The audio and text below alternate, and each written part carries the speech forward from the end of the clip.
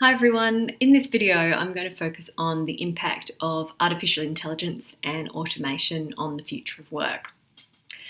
So in the last decade we've started to see a decline in service work, which is increasingly being replaced by robotic processing and computer algorithms. So routine work that was previously conducted by humans is increasingly being taken over by machines. You might think about supermarket checkouts, travel agents, driverless trucks.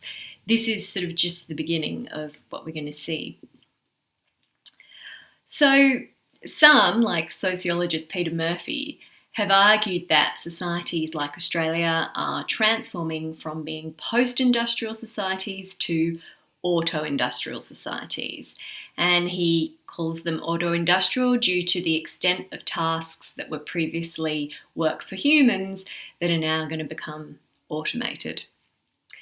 So Murphy notes that while automation may be the underlying driver of this shift, it's not actually new. So if we think about it, automation has been a fixture of industrial societies, with machines substituting manual labour. But what is new today is the mix of computing, digital sensing, and robotic handling, and the enormous scale of these developments, according to Murphy. So this fits with the kind of fourth industrial revolution stuff we were talking about earlier. Now, these shifts have led to many predictions, which I'm sure that you've seen in the media, about how many jobs we're going to lose to automation and in which particular industries. So there was a very famous study done in 2013 by Fry and Osborne, and this made headlines around the world, when they predicted that 47% of jobs in America could be done by machines in the next decade or two. This has since been contested. For instance, Toby Walsh, who's a leading expert on AI in Australia, suggests that it's probably more likely to be 20% of jobs, but crucially he argues that the jobs lost are likely to be replaced with new occupations. So, even thinking about jobs that we take for granted now, like app developer or social media consultant, these were unthinkable perhaps, 10 or 20 years ago. And so it is basically impossible to predict the balance of jobs that will become automated versus the new jobs that will be created. So we always need to take these kind of figures with a pinch of salt. Murphy's view on what types of work are likely to be replaced by machines is about the nature of the work itself. So he argues that the work that it's going to be easy for machines to take over is routine and procedural and things that follow defined pathways and rules. So the if X, do Y. What is a challenge for programmers is responding to unpredictability, where you have tasks that are not well defined or well rehearsed. So any kind of work that requires the ability to swiftly change your approach, be that mentally or physically. So Murphy gives the example of the non-routine aspects of personal care work. So someone like a physical therapist, which involves initiative and problem solving. So they need to figure out what a client's needs and requirements are, think about the living conditions that they're in, and work out what kind of help that they need. So crucially, this work requires judgment. And judgment, Murphy argues, requires imagination, which he defines as the ability to see oneself as another and imagine what they are experiencing and what they might need. And this, he argues, can't be reduced to a set of rules. He uses the example of composing music to draw out the difference between machine intelligence and a creative human intelligence. So in brief, he suggests that it is possible to feed examples of Mozart into a computer, and then via an algorithm, it could copy the stylistic patterns and create a piece in the style of Mozart. But what that piece will be lacking is the element of surprise, and the program can't add that essential ingredient of the unexpected, which Murphy argues is what breathes life into music. We can see what Murphy is saying in another way by looking at this graph here. So this is a report that Google Australia recently commissioned the firm Alpha Beta to produce, and it's called Future Skills. It's about the skills that Australian workers are likely to need to develop in the future. So in this report, they suggest that humans use skill sets in their work, which are combinations of knowledge, that you can see in the top row there, ability, and characteristics.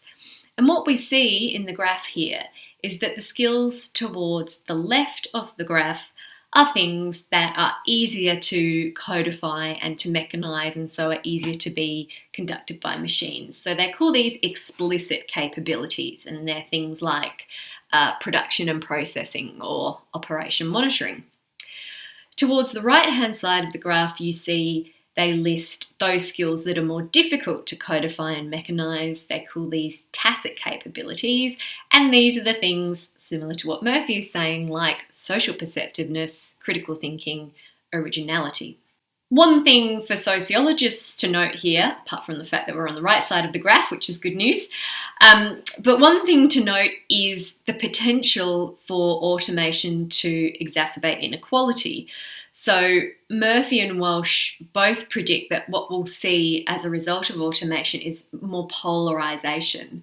So this could be in terms of there being an increased demand for very highly skilled professional abstract labour on one end, so all these things on the right side of this graph, but then at the lower end with lower skilled labour, these are likely the things that can be replaced, and then an emptying out in the middle of sort of administrative and low skilled work.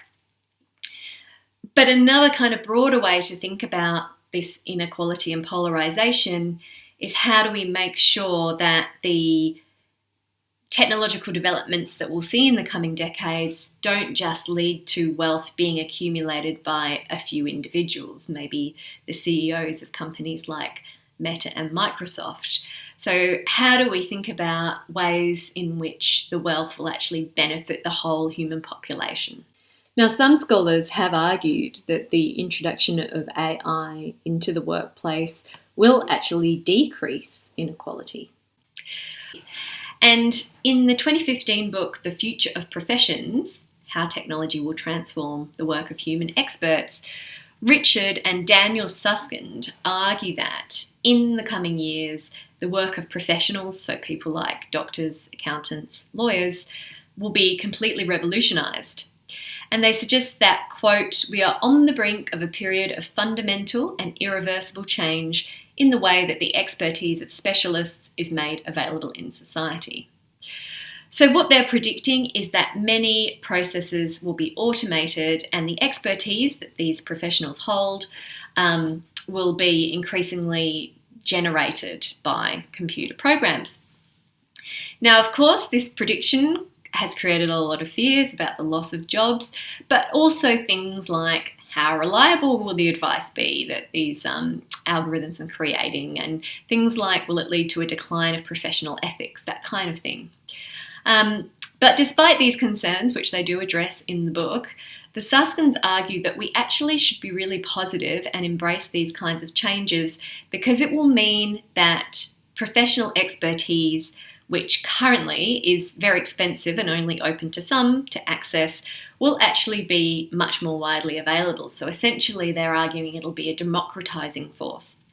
And this will lead to a fairer society, and they suggest that this change is long overdue. The key thing that they see as making this possible is what they call the decomposition of professional work. So they suggest that it can now be broken down into bundles of small tasks that either machines or less qualified, lower paid professionals can carry out. So they make this interesting point that whenever they tell people in these kind of occupations about their research, whether that's lawyers or teachers, their response is usually, well, yes, automation might work in other professions, but you can't replace mine with machines because X, Y, Z, and they'll list all the reasons. So everyone thinks that their particular type of work can't be replaced by machines. So to push back on this, they give some case studies of the kind of changes that are already underway in a number of different industries. So we'll just have a look at one here, and we're going to have a look at healthcare. So the old model of healthcare, as the Suskins describe it, was for a person to book an appointment, attend in person, have some face-to-face interactions with a range of experts who will then prescribe what action should be taken by the patient. The problem, they argue, with this model is that it is increasingly unaffordable. So as the population grows and people are living longer, this is putting a significant strain on the healthcare system. For example, in England, long-term care for illnesses like cancer and dementia make up 70% of the spending on health and social services. And obviously, we've seen with COVID-19 that the healthcare system has been really put under pressure more than ever before, and we've seen many nations struggling with insufficient resources and staff burnout and lots of issues. So, arguably, there is a need to make the work of doctors and other healthcare professionals more efficient. The Suskins then outline some ways that this is already happening. So first, we have powerful computerized diagnostic systems that are being used to interpret scans. And a clinic in New York found that using algorithms to scan mammograms reduced false negatives for breast cancer by 39%. Another example, IBM have an AI that they call Watson that is being trained in medical diagnosis and to be able to create treatment plans for patients. So the benefit of having an AI do this is that they can read the latest medical literature exponentially quicker than a human could. And apparently there's new medical research, new medical papers being published on an average of every 41 seconds. So it's becoming increasingly difficult for specialists to keep up with all these developments that are going on. So one of the ways that it's imagined that systems like Watson could be used is for them to supplement the knowledge of humans. So not completely replace humans, but supplement it. So you can imagine that with the help of Watson, patients could be seen by physician associates. So this could be like a new class of medical professional who was trained in medicine, but not as extensively and expensively as traditional doctors. Another development which we're all pretty familiar with is the practice of telehealth, or sometimes called e-health, where video links can help us carry out medical tasks at a distance. And I think we've all had the experience of having a telehealth appointment during COVID with our GPs. But in some places, this is going much further. So in one example, a team of surgeons in the US were able to remove the gallbladder of a woman in France using telesurgery, which harnesses advanced robotics. Another area we're seeing a lot of growth is in assistive robots. So robots that can assist with tasks like lifting in hospitals, you can see in the picture here. But as well as that, they're also being trained to perform social functions. So there's a little therapeutic seal robot called Paro, which is being used in Japan, seal like the animal, to stimulate and comfort people with dementia. So work in this space is being called affective computing, and it's trying to develop robots that can simulate a sympathetic bedside manner, which in nations like Japan with aging populations, you can see could be of high importance. So having considered all these examples, we can think about the way that decomposition is happening in particular industries. So instead of making an appointment and going through everything with one doctor, you can imagine a nurse might interview you first, they report to the doctor who orders tests.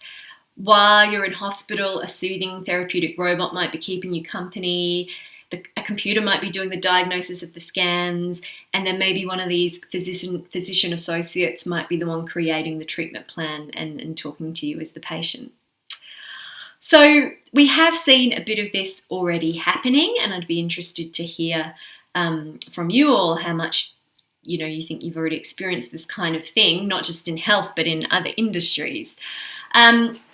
But there's also debate about whether we should be pursuing these kind of arrangements and their potential impacts. So just to take one example, if we took a Marxist perspective to this, we might be concerned about the de-skilling of labour and the kind of alienation that this might lead to for professionals.